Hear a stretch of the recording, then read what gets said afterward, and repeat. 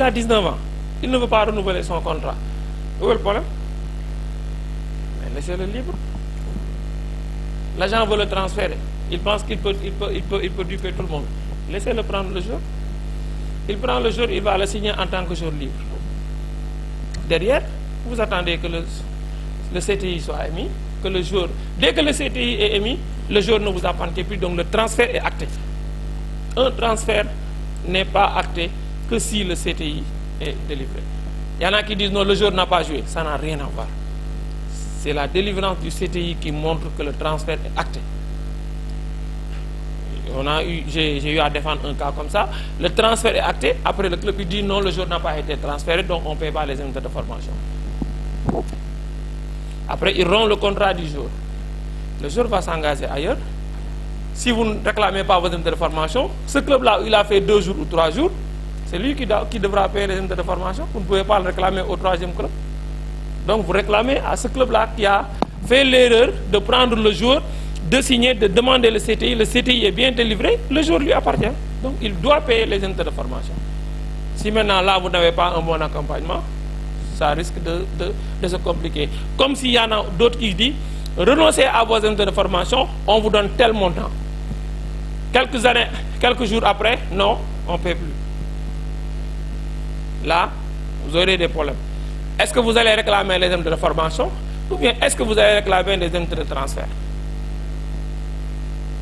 Donc là, vous réclamez les indemnités de transfert. S'il ne vous paye pas, ce ne sera plus à la commission, ça va être à la commission de statut des jours de gérer ça. Et là, vous serez obligé de payer des montants pour gérer la situation. Si maintenant c'est des réclamations, solidarité ou c'est directement à la commission de statut de transfert des jours qui gère ça. C'est bon. Maintenant, on vient sur le mécanisme de solidarité.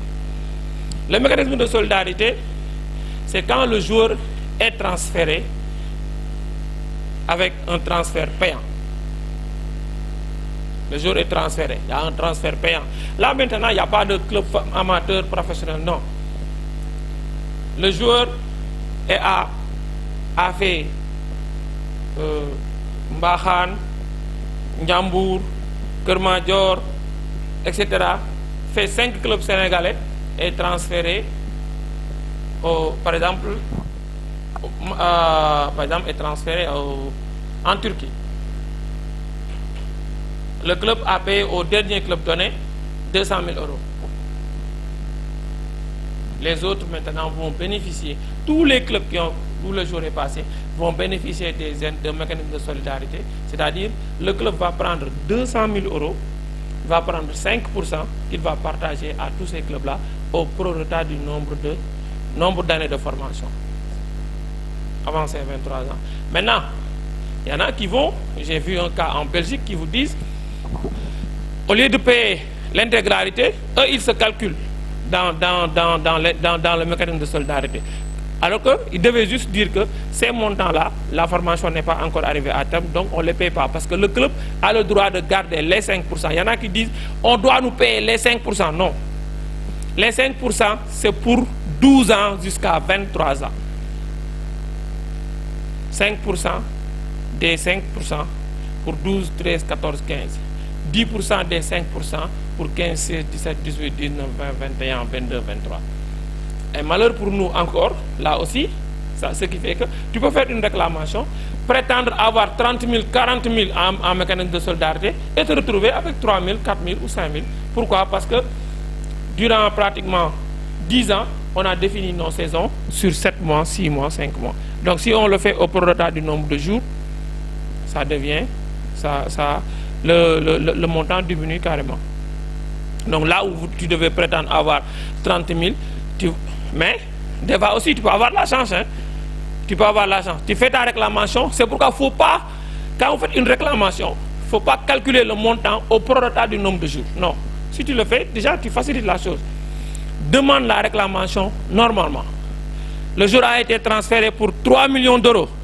Tu as droit à un mécanisme de solidarité qui correspond à 2 ans de formation. C'est 5% de 5% ou bien 10% ou 20% de 5%, faites le calcul, c'est environ 60 000 euros, 50 000 euros, réclame les 50 000 euros au total. Si maintenant le club en question s'y connaît, avec un avocat qui aime bien calculer, il va calculer et vous répondre que non, vous avez droit à un mécanisme de solidarité, mais vu les dates de votre saison là, vous allez recevoir tel montant au lieu de tel montant. Il y en a qui diront non, c'est ça. Ou bien le juge unique peut se prononcer et dire vous payez totalement ça. S'il veut, il réclame, s'ils ne veulent pas, ils vont payer. Il y en a qui n'accordent pas trop d'importance parce que soit c'est des clubs très riches ou ils ne tiennent pas compte de ces détails-là. Mais sinon, si c'est dans notre cas au Sénégal, on va toujours avoir des montants très minimes parce que pendant des années, on a défini nos saisons entre 6 mois, 7 mois. Mais maintenant, depuis 2 ans, c'est révolu. On a presque 11 mois. On a presque 11 mois. Parce que la dernière fois, j'avais vu que c'était du 31 octobre au 25 septembre de l'année suivante. Donc, si on fait une formation dans ce cas-là, on peut retrouver pratiquement le montant total de l'année civile. Là aussi, même chose. Les conditions d'attribution et les conditions de calcul, les modalités de calcul, venez. Donc les conditions d'attribution, ce mécanisme ne s'applique qu'au profit des joueurs disposant d'un statut professionnel, ayant fait l'objet d'un transfert alors qu'ils étaient nécessairement encore sous contrat. Quand le joueur est libre, il n'y a pas de mécanisme de solidarité. Il y en a toujours qui disent, mais le jour là, il a été transféré, nous n'avons pas. Non, nous n'avons pas parce que le joueur est parti libre. C'est comme aujourd'hui, si Boubacar Kamara était sénégalais et qui signe à Aston Villa en tant que joueur libre, il n'y a rien à payer comme solidarité parce que le transfert, c'est un joueur libre. Mais s'il a été transféré sous contrat, on regarde toujours, donc c'est toujours pour un transfert payant. Là aussi, ça revient à garder toujours vos licences et bien demander votre passeport FIFA. La première chose à faire pour un club, que ce soit une unité de formation, mécanisme de solidarité, c'est d'abord le passeport FIFA. Mais maintenant, comme on le sait tous, le problème, des doubles ou triples identités. Le joueur peut être de 99 dans 3 clubs différents et de 2003 dans son dernier club. Là, qu'est-ce qu'il faut faire? Faire la réclamation avec 99, la FIFA ne reconnaît pas le jour. Si vous insistez, ils vont mener des enquêtes et donc le club est sanctionné pour fraude. Je pense. Donc là aussi, moi, si j'arrive dans ces cas-là, le plus souvent, je dis au club, mais contactez le joueur et dites-lui des vérités. Vous avez été formé ici, entre-temps vous avez changé votre identité, on a droit à des indemnités dans un mécanisme de solidarité qui s'élève à temps. Faites un effort. On ne veut pas vous attaquer, mais faites un effort quand même. Vous ne pouvez pas changer votre identité, vous passez de 98 à 2003, vous êtes transféré à 5 millions d'euros et que votre club ne... Ah, voilà. Et là, tout change. Maintenant, s'il y a des preuves qui montrent que... Et là, il y en a qui sont prêts à aller jusqu'au bout. Si vous allez dans d'autres pays comme en Guinée, etc., eux, ils vont jusqu'au bout. Hein. Ils vont aller même jusqu'à dénoncer tout si le joueur ne fait... Moi, j'ai eu à participer sur 2 ou 3 cas comme ça, où le joueur même a fait l'effort de donner quelque chose au club. Vous avez droit à 15 000. Moi, je n'ai pas 15 000 à vous donner, mais je vais vous donner 10 000 ou 7 000. Payable en 2 fois, 3 fois, et il y a un accord qui est signé entre les parties devant un notaire, devant un avocat. Donc on garde ça. Ce qui veut dire aussi qu'on doit tout faire pour éviter les fraudes, surtout les âges-là. Donc, dans l'hypothèse où le joueur a évolué au sein d'un même club, les 5% sont dus. Mais il faut que ça soit pour toute la durée, 12 ans jusqu'à 23 ans. Si vous avez formé votre joueur de 12 ans à 23 ans, vous gardez la somme totale des 5%. Mais si vous avez formé le joueur de 12 ans à 19 ans, vous ne pouvez pas réclamer de 12 ans à 23 ans. Il y en a aussi qui disent non, on a droit à 5%, ils calculent directement les 5%, ils pensent qu'ils sont déjà riches. Le joueur est transféré à 15 millions d'euros et ils sont là à attendre les 5%. Non, c'est pas comme ça. Il y en a aussi qui attaquent directement les clubs sénégalais. Le joueur est transféré par Kermadjord, il a été formé par un club de Thiès. automatiquement, il est transféré à Guingamp. Au lieu de demander la réclamation à Guingamp, ils vont attaquer Pape Djibi pour dire c'est Keur Madior, vous avez reçu 300 000 sur votre transfert, vous n'avez rien donné. Ils n'ont rien à vous donner. Et tout souvent, ça pose des problèmes. Bon, j'ai vu même des présidents de clubs se faire agresser par d'autres formateurs disant que vous avez transféré votre jour, vous avez reçu tant, vous n'avez rien donné. Alors qu'on a droit à notre 5%. Les 5%, vous les réclamez au club d'accueil, pas au club qui a transféré les jours. Donc ça, c'est très important et c'est un message à faire passer souvent au club amateur. Donc le calcul se fait comme ça. Vous avez vu, c'est 5% des 5%, 12e, 13e, 14e anniversaire jusqu'au 15e, 10% des 5% de 16 ans à 23 ans. C'est toujours comme ça qu'on fait le calcul. Ça, c'est dans le... Tout le monde peut avoir ce document-là. Si vous tapez règlement de statut des jours, de transfert des jours, vous l'avez. Et vous avez tous les éléments. Vous pouvez lire, vous pouvez participer, vous pouvez voir. Et si, comme l'a dit Alpha aussi, c'est en regardant le système chaque jour que vous arrivez à connaître les détails. Il y a un outil très important que la FIFA a éliminé, c'était le GPX. Le GPX, c'était tellement important. Moi, j'ai même écrit directement à la FIFA pour leur demander est-ce qu'ils ne peuvent pas remettre cet outil-là. Ça permettait de localiser n'importe quel jour. Dès que vous cochez le jour, s'il bouge, vous aurez l'information. Et maintenant, peut-être aussi, ça rentre toujours dans le FIFA Connect avec les ID. Donc avec les ID aussi, ça permet facilement, si vous avez votre jour, vous entrez dans TMS, vous entrez votre ID et vous avez les informations. Maintenant, il y a toujours des fausses déclarations.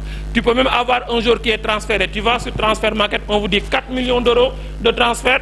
Vous faites votre réclamation, la FIFA vous dit non. Transfert libre. Il n'y a pas d'argent. Et le malheur, c'est que c'est vous qui devez aller chercher les preuves pour montrer que réellement le transfert a été payant. Et ça va être vraiment très compliqué. Mais toujours est-il qu'on parvient à faire des résultats parce que ce n'est pas trop compliqué si vous arrivez à argumenter et si aussi vous les harcelez. Parce que le gars qui va recevoir les documents, il faut l'harceler. Et après, comme ça, qu'il puisse émettre un juge unique. Parce que si vous vous limitez simplement à ce que le dossier soit clos, vous dites, oh, la FIFA a clos le dossier, je ne vais pas insister, tu perds. Mais si tu insistes 2 ou 3 fois, ils vont finir par choisir un juge unique.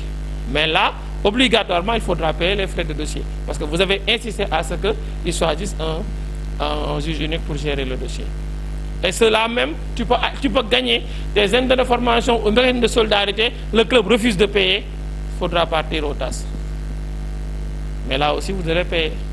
Mais des fois aussi, quand vous savez que vous êtes dans vos droits, vous réclamez un montant important, mais continuez à vous battre jusqu'au bout et vous finirez par avoir votre argent. Déjà, l'appel souvent aux tasses, quelquefois ça peut être suspensif, quelquefois ça peut ne pas être suspensif.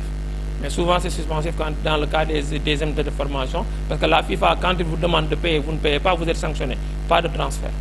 Vous ne pouvez plus accéder à TMS, donc vous êtes bloqué. Vous ne pouvez pas faire de transfert. Il est arrivé de défendre un dossier avec un club marocain. Le club a fait faillite. 2 ans après, il refusait de payer. Mais quand il y a des racheteurs qui sont venus racheter le club, ils ont racheté le club. Et la première des choses, c'était de régler tous les contentieux. Parce que quand ils ont voulu transférer des jours, etc., ils sont partis à la fédération a dit ah, attention, il y a tel contentieux, tel contentieux, tel contentieux. Il y a 3 dossiers du Sénégal, vous devez payer. Là, ils ont contacté le club et ils ont payé. Donc des fois, ça peut prendre du temps, 6 mois, 1 an, etc. Mais vous allez finir toujours par recevoir les montants dus. Donc il ne faut pas vous décourager. Souvent, c'est beaucoup d'argent qui sont en jeu, mais il faut continuer.